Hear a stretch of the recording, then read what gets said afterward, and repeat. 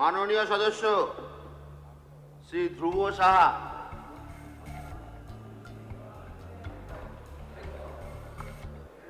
মাননীয় স্পিকার, আমি বীরভূমের লালমাটির রামপুরহাট বিধানসভা থেকে এখানে প্রতিনিধিত্ব করছি। রামপুরহাটের মানুষকে সেই কারণে ধন্যবাদ জানাচ্ছি আপনার মাধ্যমে, এবং আমার আজকের এই যে বাজেট প্রস্তাব, বাজেটকে সমর্থন করে আমার এই বক্তব্য।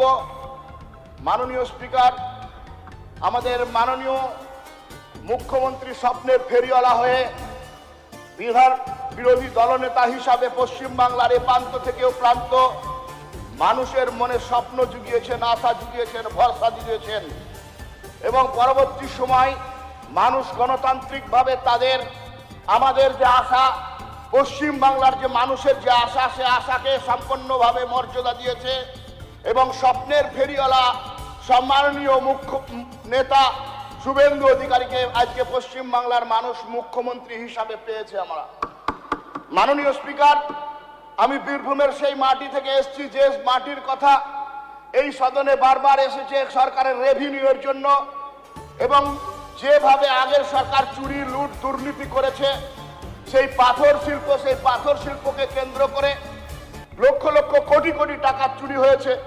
আজকে আমাদের সরকার আসার পরে সেই টাকা আজকে ফিরে আসছে।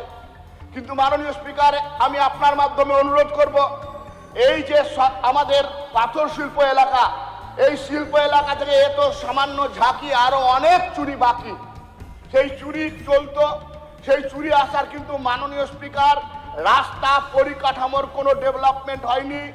এই যে এত কিছু বাজেটে আসলো, কিন্তু এই পাথর শিল্প এলাকাতে এখানে পিডব্লিউডির মন্ত্রী আছেন, কোন রকম পরিকল্পনা এই বাজেটে রাখা হয়নি। আমি সংযোজন করছি, একদম রাজগ্রাম থেকে নলহাটি থেকে পাঁচামি, শালবাদরা যে পাথর শিল্প এলাকা, সেই পাথর শিল্প এলাকার রাস্তার অবস্থা করুন। আগামী এই প্রস্তাব আমি রাখছি, যাতে যেখান থেকে রেভিনিউ আসছে সেই জায়গার শিল্প পরিকাঠামোর মান উন্নয়ন করার জন্য, রাস্তার মান উন্নয়ন করার জন্য আবেদন রাখছি। মাননীয় স্পিকার, এই যে বাজেট, এই বাজেটের পাস হয়েছে, সেখানে 5 পাতাতে ল্যান্ডের যে অনলাইন রেজিস্ট্রেশনের কথা বলা হয়েছে। মাননীয় স্পিকার, এই ল্যান্ড রেজিস্ট্রেশনের সময় দেখা যাচ্ছে যে অনলাইন সিস্টেম করছেন, কিন্তু বীরভূমের মাটিতে একটা শ্রেণীর, একটা সম্প্রদায়ের মানুষের কাছে যেভাবে অবৈধ টাকা এসছে, একটা জায়গা 2 বার 3 বার বিক্রি হচ্ছে।